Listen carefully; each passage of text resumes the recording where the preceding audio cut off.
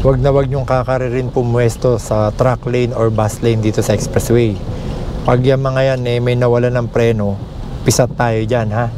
Wag na wag kang pepreno rito ng biglaan, ha. Tayo babanggain sa likod. Yan, alright, sige, sundan mo lang yan, sir, ha.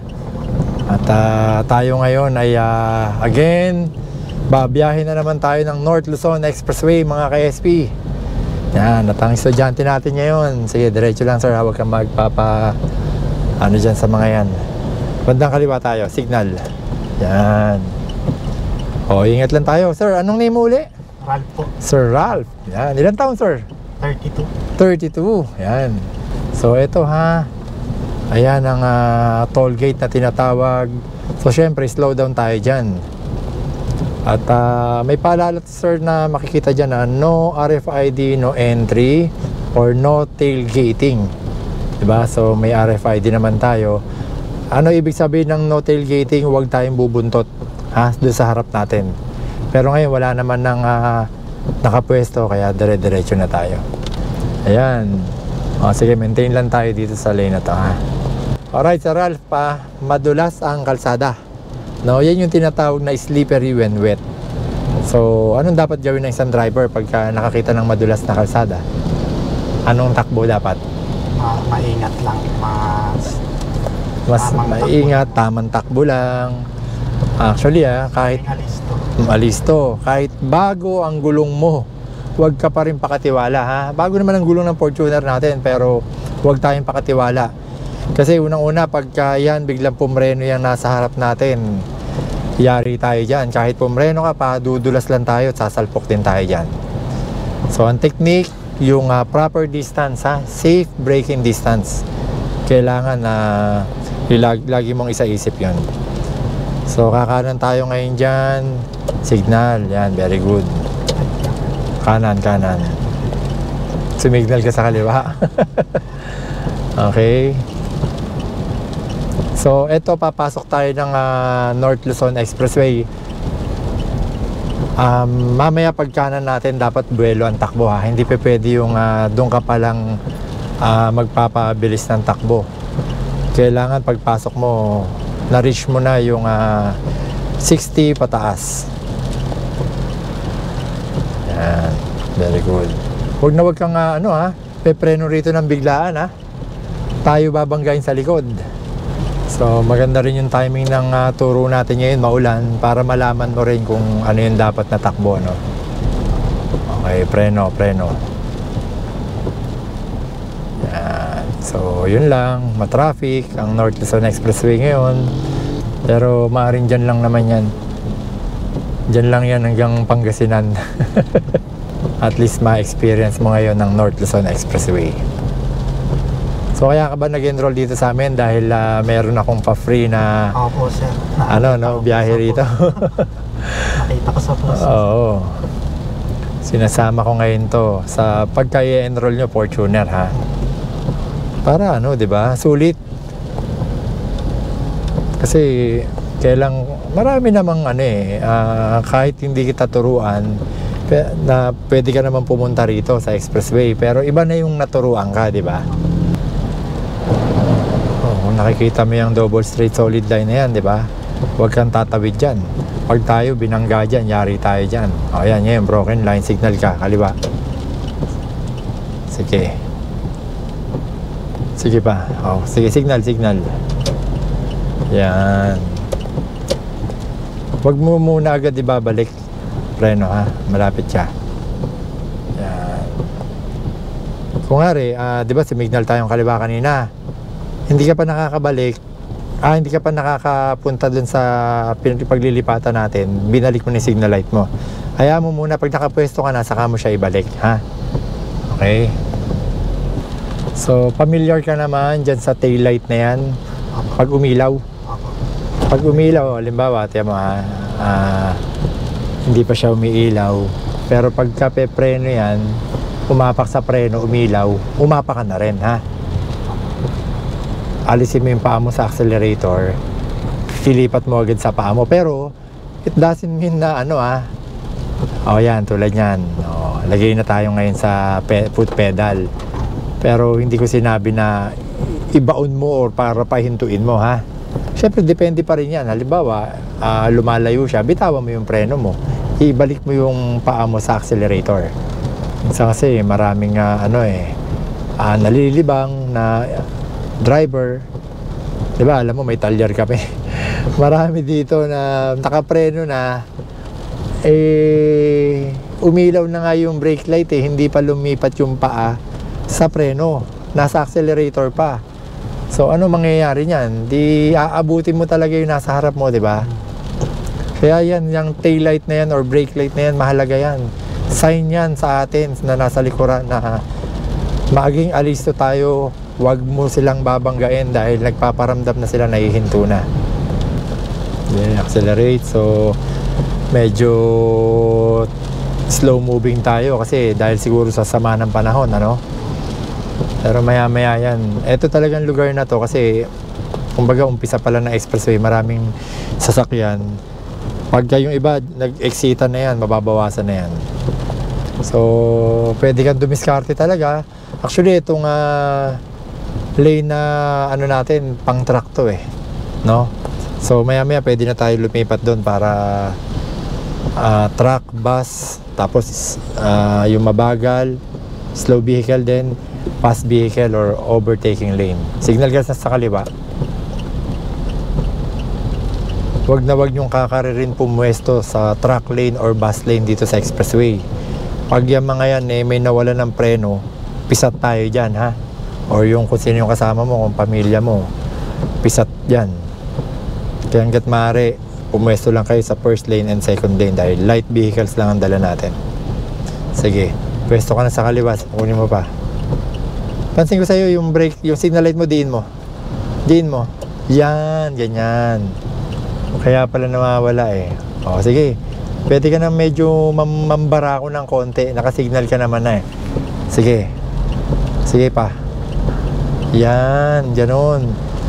O, nag-aalangan kang lumipat, no? May may distansya. Ha? Yung ganung distansya at dyan to kabagal ang takbo, okay yun.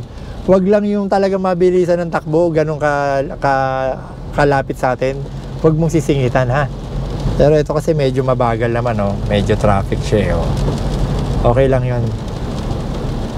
Tsaka isa pa, pagka inilawang ka, alam mo yung ilaw, yung passing light, sige nga, gawin mo nga yun dyan. Ganunin mo. Hindi, pakabig, yung nasa kaliwa mo, yan. Sige pa, isa pa. O, pag ginanong ka, pin-flashlight ka, ibig sabihin nun, hindi ka pagbibigyan. Kaya wag ka nang sisingit, no? Ganun ka din. Kung halimbawa ayaw mo siyang pagbigyan, ilawan mo lang. Hindi rin yung sisingit, no? Except na lang kung kamote yung sisingit, talagang kahit na nung passing light mo dyan, hindi yan hindi yan magbibigay. Yan na yung napapanood mo. Sabi mo, napapanood mo ako, di ba? Opo, sir. Yan. Ito na yung overtaking lane. Pagka wala kang overtaken, dito ka. Yan, di ba? So, dito yung mga truck, buses, tapos yung mga kargang mga mabibigat. Kumbaga, mabagal, medyo mabilis, mas mabilis, pinakamabilis. Ha? Para hindi ka malito. Pero hanggat maaari, sabi ko nga, pwede naman tayong pumunta dyan, overtake, kasi nga, minsan may mga humaharang dyan, may obstruction, pero huwag nyo masyadong kakaririn dito sa truck lane or bus lane. Yung sabi ko nga kanina, pag nawalan ng preno yung mga yan at nandiyan ka sa truck lane or bus lane, medyo, although hindi natin sinasabi na pwede nila tayong banggain, ha? Hindi naman po pwede yun. Pero yun nga lang, sinasabi ko, durog, para kang tingga na inapakan dyan ng malaking sasakyan. So kaya maintain lang tayo dito, no, sa second lane lang, mga light vehicles. Sige, dahan-dahan. Sige, accelerate na, accelerate. Yan. Yan yung tamang palit ng lane, ha? Huwag kang yung 'di ba pag-apak mo sa accelerator, tinatanggal mo, huwag mo alisin. Tuloy-tuloy pa rin ang apak, sabay lipat, ha? Pagka kasi mag-change lane ka, hindi mo inapakan yung accelerator mo, mangyayari dyan para kang nag-minor. So walang nag-change lane ng ganon, ha? Lahat na mag-change lane, nakaapak sa accelerator, para hindi ka magminor, hindi ka mabitin, pati yung nasa likod mo hindi rin mabibitin, ha? Kasi pag yan, nag-change lane ka, for example, hindi kita sinita, hindi ka umaapak ng accelerator, di ang bagal mo, may ilang sa iyo yung nasa likod mo. Maulang kasi, kaya nag-iingat lahat. Mas maganda na yung ganito, di bali lang mabagal ang takbo, ha? Basta safe ka lang na makakapunta dun sa pupuntahan mo or uuwian mo. Di ba? Ano yung may matulin? Kung delikado naman at may panganib. Okay, so may naririnig siyang ambulance, no? So ayan, tama yan. Pinapauna yan. So yun, tignan mo, no? Merong kamoting bumubuntot. Innova. So yan ang wag mong gagawin, ha? Yung bubuntutan mo yung ambulansya, ha? Mga kamote, hindi nila alam na bawal or panganib ang dala yung ginagawa nilang ganyan na bubuntutan mo yung ambulansya. Yung ambulance na yan, pinapauna po yan, Sir Ralph, ha? Tama yung ginawa mo kanina, gumilid siya muna ng konti para magkasya sa gitna natin ng 1 and 2nd lane. Sige, accelerate. Ayan. Mabilis na tayo, ha. Maakit na tayo ng 60, ha. Paalala lang, maulan, no? Madulas ang kalsada pagbasa. Diba? So, maintain lang tayo dito sa ano na yan. Ngayon, medyo mabagal na takbo natin, ha. Kasi hindi naman natin kaya makipagsabayan. Signal ka na sa kanan para hindi tayo makaabala. Ano sa tingin mo? Teka lang, ha. Di ba inilawan tayo? Hindi siya magbibigay. Signal. Okay? Sige, kabig, dahan-dahan. Yan ang perfect na paglipat. Di ba? Dahan-dahan gumaganon pero nag-a-accelerate, ha? Yan. So, takbo na natin ngayon is 80 na, no? Alisto pa rin tayo, ha? Hindi porke nandito tayo sa 2nd lane, walang disgrasya. Meron pa rin yan, mabagal yung nasa harap natin, bawas takbo. Kung halimbawang medyo nag-enjoy ka na ba? Kaya na? Ha? Pag sinabi ko nga, eto, mabagal, nasa 2nd lane tayo, nababagalan ako. Pag sinabi kong overtaken nga natin to, lipat tayo sa lane 1, kaya mo na?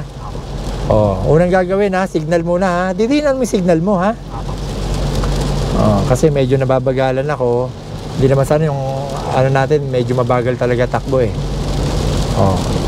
Nagpaplano ka na sumignal. Kumaliwa. Signal na muna. Yan.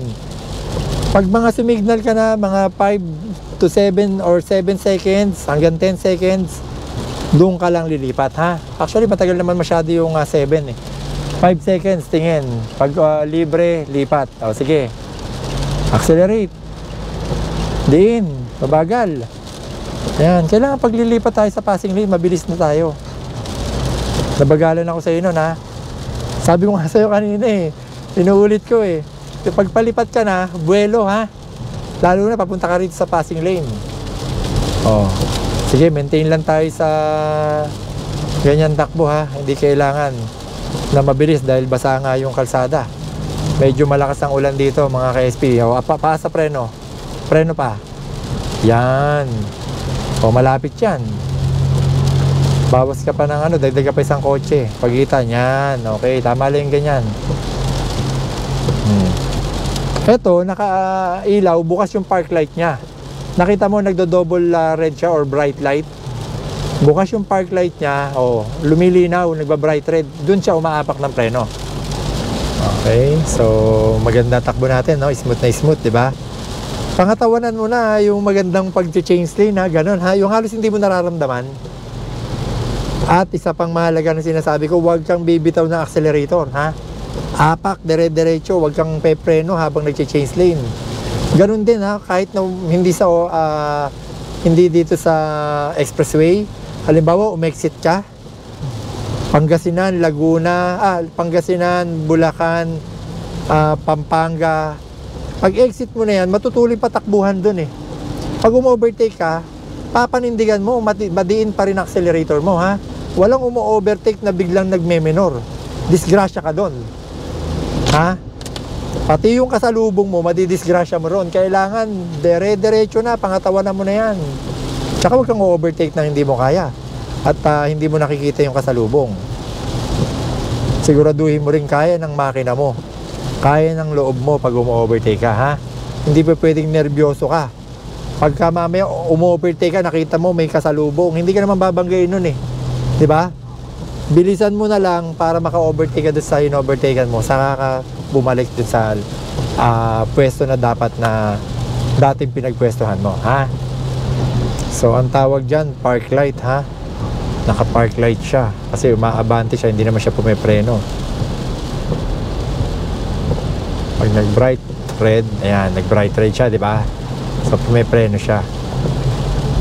Yun lang ang kagandahan niya ng may maganda tayong distance. Kahit pumreno siya nang biglaan, hindi ka magugulat. Diba? Kasi meron pa tayong tamang distansya eh. Subukan mo nakatutok tayo dito sa expressway. Pag pumula yan, yung paa mo talagang todo ano. Oh, yan. Very good. Di pa tayo. Sumignal. Lumipat tayo sa kanan, di ba? Saan ka sumignal? Ay, Oh, preno. Natawa siguro yung nasa likod natin. Kakanan tayo, sumignal ka pa kaliwa. Signal. nag-awan. Oo, paangat ha. So okay lang yan, baguhan eh, di ba? So wala naman pinanganak na marunong eh. Pasensya ka na, masayahin lang ako ha. Huwag kang Namalito.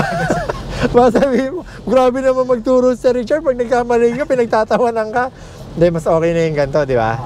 Hindi ka, preno. Yan. Pagka kakana, kakaliwa tayo ha, baka sumignal ka kanan. Paalala lang ha.